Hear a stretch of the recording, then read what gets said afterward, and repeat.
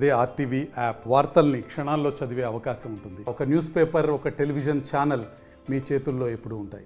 సోదరులు దుర్గేష్ గారు పర్యాటక మంత్రిగా ఉన్నటువంటి సందర్భంలో వారితోటి, అదేవిధంగా స్థానికంగా ఉన్నటువంటి ఎమ్మెల్యేస్ వాసు గారు, ఆదిరెడ్డి వాసు గారు కావచ్చు, అదేవిధంగా పెద్దలు బుచ్చే చౌదరి గారు కావచ్చు, వారితో పాటుగా కమిషనర్ గారు, కలెక్టర్ గారు, మేమందరం కూడా ఇవాళ రాబోయే పుష్కరాలు అంటే 2027కి మనమందరం కూడా పుష్కరాలు మనకి వస్తాయి, గోదావరి పుష్కరాలు కనుక ఆ సమయానికల్లా మనం ఏ విధంగా ఈ ఘాట్లని మనం డెవలప్ చేసుకోవాలి, అదేవిధంగా రాజమహేంద్రవరం ఏదైతే ఒక ఆధ్యాత్మిక చారిత్రక కేంద్రంగా ఉందో దాన్ని ఏ విధంగా మనం డెవలప్ చేసుకోవాలి అనేటువంటి విషయాల మీద ఒక ప్రిలిమినరీ చర్చ ఇవాళ జరిగింది. International Lab Facility, Student Lead Startups, Great Academic Exposure, KL, deemed to be University.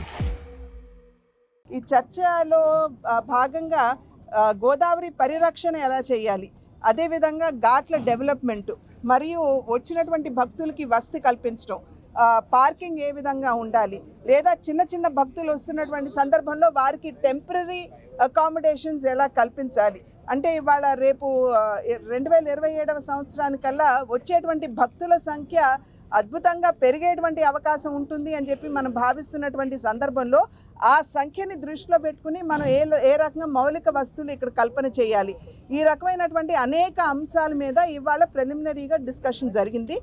ఈ డిస్కషన్ని ఆధారం చేసుకుని వివిధ డిపార్ట్మెంట్స్, ఇరిగేషన్ కావచ్చు, ట్రాఫిక్ కావచ్చు, వారందరినీ కూడా ఆర్ఎన్బి కావచ్చు, వారందరినీ కలుపుకుని మళ్ళీ కలెక్టర్ గారు ఒక సమావేశం ఏర్పాటు చేసుకుని వారి దగ్గర నుండి కూడా సూచనలు తీసుకుని ఒక 6 నెలల్లో ఒక సమగ్రమైనటువంటి ప్రాజెక్ట్ రిపోర్ట్ తోటి వారు రాబోతున్నారు. 1,000 plus faculty, 600 plus PhD, industry-driven skilling. KL, deemed to be University.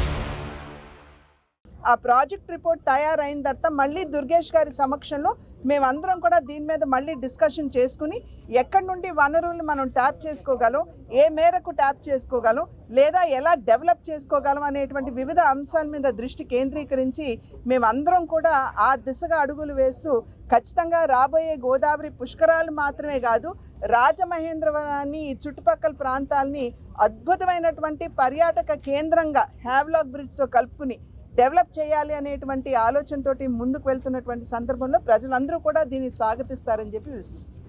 మరిన్ని వీడియోస్ కోసం ఛానల్ ని సబ్స్క్రైబ్ చేయండి, లేటెస్ట్ అప్డేట్స్ కోసం వాట్సాప్ ఛానల్ ని ఫాలో చేయండి అండ్ లింక్ డిస్క్రిప్షన్ లో ఉంది.